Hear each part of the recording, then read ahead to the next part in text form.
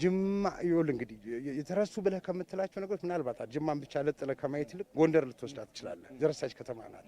አዲስ አበባ ራሷ የተረሳች ማለት የነበረው ነገር የሚታወስ ነው። የጅማን አዲስ አበባን ከዛ ድሬዳዋን ወሰደው አርባ ምንጭን ወሰዳቸው። እነዚህ በጣም ተረስተው የነበሩ ተገፍተው የነበሩ ከተሞች ናቸው በቀድሞ ስርዓት። እሺ ምናልባት የኢትዮጵያ ብሔርተኝነት በስፋት የሚታይባቸው አካባቢዎች ናቸው እነዚህ ካየህ ወደ አንድ በኩል ያዘነበለ ነበር ልማቱ በራሱ። አሁን ግን የምታየው ነገር እጅግ በጣም የሚያምር ነው። አሳታፊ ነው ያደረጋቸው።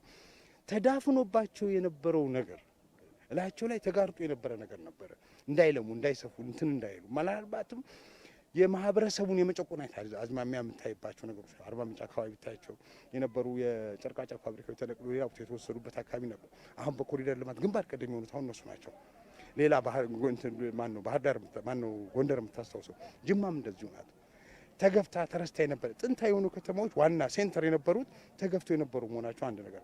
አሁን የእነሱ ከተሞች ማደግ ምንድነው አንድምታው ብለህ ካልከኝ ድሮ አዲስ አበባ ብቻ ላይ ፎከስ ያደረገውን እድገት አሁን በዞኖች ደረጃ በዋና ጥንታዊ ከተሞች ደረጃ እየሰፋ የመጣበት የድሬዳዋ አካባቢ የሚፈጠረው የስራ እድል የሚፈጠረው ኮሪደር ልማት የሚሰራው ኢንዱስትሪ እዛ አካባቢ ሴንተር ኦፍ የከተማ ማዕከል እንዲሆን ሁሉም ነገር ተጠቃሎ አዲስ አበባ ላይ ከሚሆን ይልቅ የጎንደር ላይ የባህር ዳር ላይ የጅማ ላይ የአርባ ምንጭ ላይ አዋሳ እንደዚህ ተጨምርበታል ድሬዳዋ ተጨምርበት ሁሉም አካባቢ የኢንዱስትሪ ማዕከል እየሆኑ እንዲመጡ የስራ እድል እንዲፈጥሩ አዲስ አበባ ላይ ብቻ ተጭኖ የነበረው ጫና እየተቃለለ እንዲሄድ ይሄ አንድ።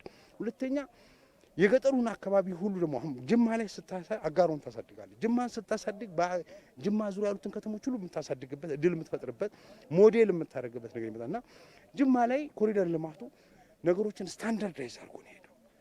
ዲዛይናቸው በጣም ደስ ነው የሚለው፣ አካሄዳቸው በጣም ደስ ነው የሚለው። ይሄ ተነሳሽነት በጣም ነው የሚያምረውና ይሄ በጣም ይበል የሚያሰኝ ጅምር ነው ብለህ ትላለህ።